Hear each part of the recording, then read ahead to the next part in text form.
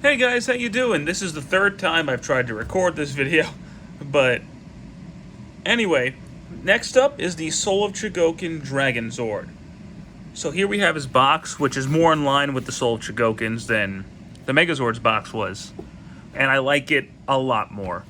So for our images here, we got the Dragonzord in the front, the Dragonzord in fighting mode in the back, Soul of Chogokin, Dragon Caesar, Dragonzord, Georanger, Power Rangers. Bottom, top, left, right, back's got all the product shots, all of everything going on. And that's it for the packaging. So let's go ahead and talk about our boy, the mighty Dragonzord. My dog looks like he's had a hard day in the background. What's up, big guy? Anyway, so the Dragonzord here is, in my honest opinion, the best representation of the Dragonzord. The Legacy Dragonzord was good, but to me this one blows it out of the water. I know some people prefer the Legacy version, and that's fine. People like what they like. But I think this version is a lot better. It's not as good as the Soul Chogokin Megazord individually, whereas the Legacy Dragonzord was a complete wash. It completely destroyed the Legacy Megazord. This one doesn't destroy the Soul Chogokin Megazord, but that's also, like, you know, comparing a rock to a pebble. You know what I mean? So this isn't as grandiose of an improvement on Legacy as the Soul of Chogokin was a grandiose improvement on Legacy Megazord. But the paint is really nice. I like the shiny gold, even though technically the dull gold is more show accurate. I think this looks better. I love the shiny silver on here, and this is not going to bend on you like Legacy Dragonzords did. He's got better proportions. His tail looks a whole lot better. It's not this gigantic tumor that the original was. Like, I liked the Dragonzord's tail when I first saw it, and then I saw this one, and it kind of made me think the Legacy Dragonzord's tail was gross. I don't have the Legacy Dragonzord to compare it to anymore, but, you know. The tail's really nice. It's got individual ball joints everywhere. Speaking of posability, his head is completely static, unfortunately, but his legs can go forward and back. They can do a little bit of in and out, knee bend, ankle rockers, wrist rotation. The arms turn a little bit. And for some reason, his arms bend. Pointless. And he also has scary ab crunch, because that'll chip some paint if you do it too much. So I don't do it a lot, but it's there. Size-wise, he's a bit smaller than the Megazord. So there's that. I know in the show they're about the same size, but it also makes no sense, because the Tyrannosaurus in the show is the same size as the Megazord, when he shouldn't be. So Tokusatsu makes no sense in that regard. But just like in Season 3, the Ape Ninjazord is the same size as a Ninja Megazord, even though it's supposed to turn to its arm. Okay. Anyway, we're just not going to go there. Accessory-wise, he comes with a little bit more than Megazord. He comes with alternate hands, which personally, for him, I would have preferred articulated hands. But... and then this. We'll talk about this later. But to change the hands out, because we are actually going to have to for transformation purposes.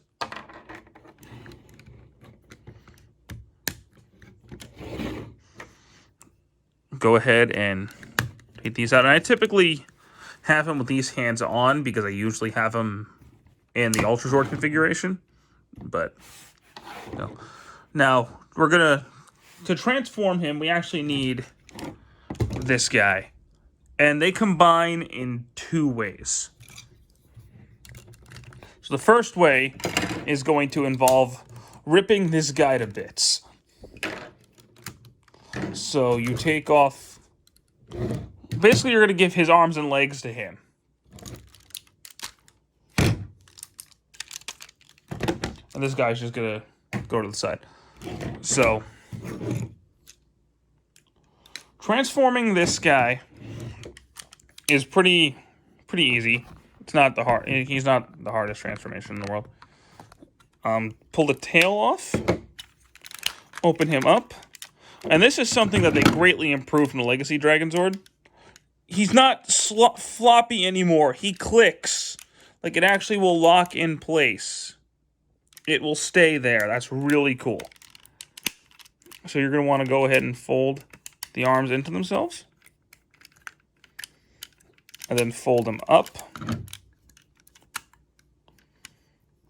And you've got this going on. Now, I actually, about 7 months ago, this got knocked over while he was on my shelf, so it's kind of chipped a little bit. Nothing broke, thankfully, but just be careful.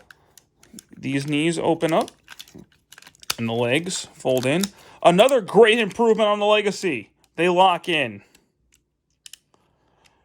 And then these joints fold out, and they're kind of hard to get out. You might hurt yourself, so be careful there. There you go. Now you're going to plug these arms in. They don't clip.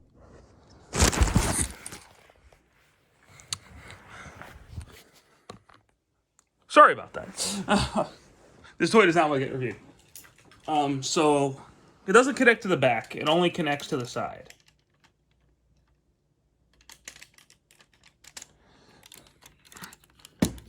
So we'll go ahead and clip all of that into place.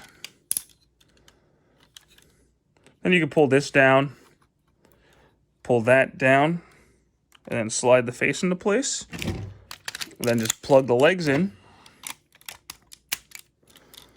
And there you have it. This is the Dragonzord in fighting mode, or I believe it's called Go Ryujin in the Sentai. It looks good. I mean, I've always liked this design. It's a pretty cool looking robot for sure. I like Daijujin's design better, but now we're going to actually get on to the staff, which is brilliant. So you open this up, you fold this piece in, and then you could fold all that out.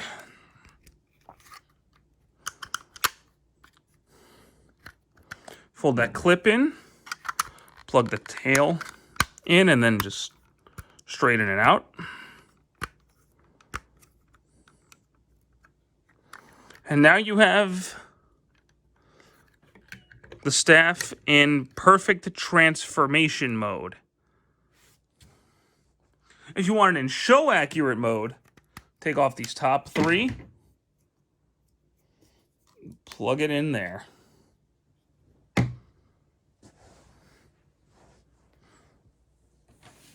And now you have it in perfect transformation mode, which I like this a lot better.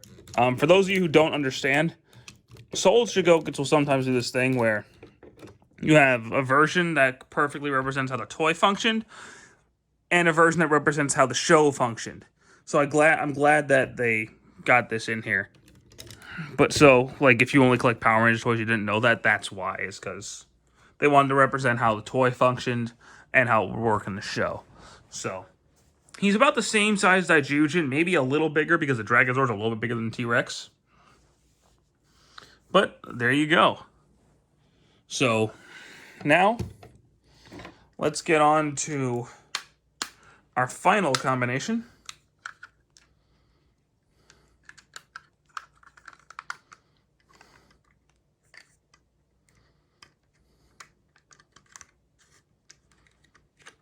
Which is going to be the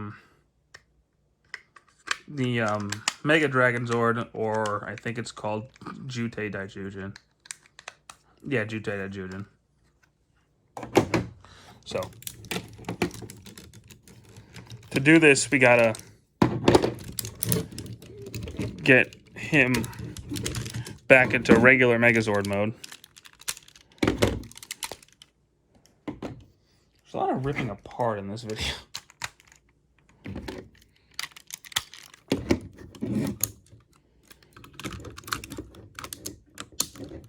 Yeah, no, I could tell by putting it back together that Jutei, the Mega Dragonzord's a little bit, or the Dragonzord battle mode's a little bit bigger.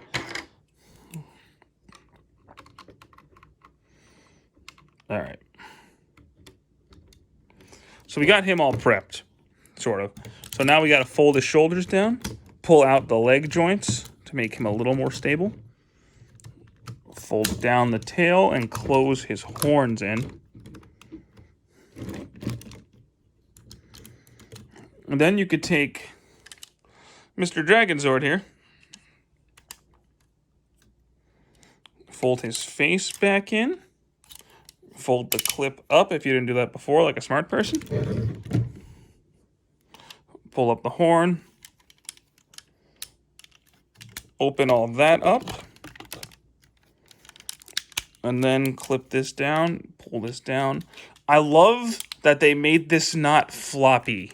It wasn't something I thought I needed, but I'm glad they engineered it that way. So then he's just gonna plug right on to the top, clip in the back, and then clip the tail back into that piece there. And there you go. Now, he's a little unstable, but he also isn't going to topple over like the Legacy one did. Like, he might still, actually. But he's not as bad. He's pretty sturdy, all things considered. One other thing you can do if you want...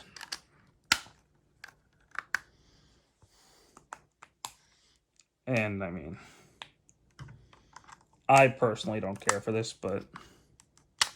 it's a thing you can do. Is...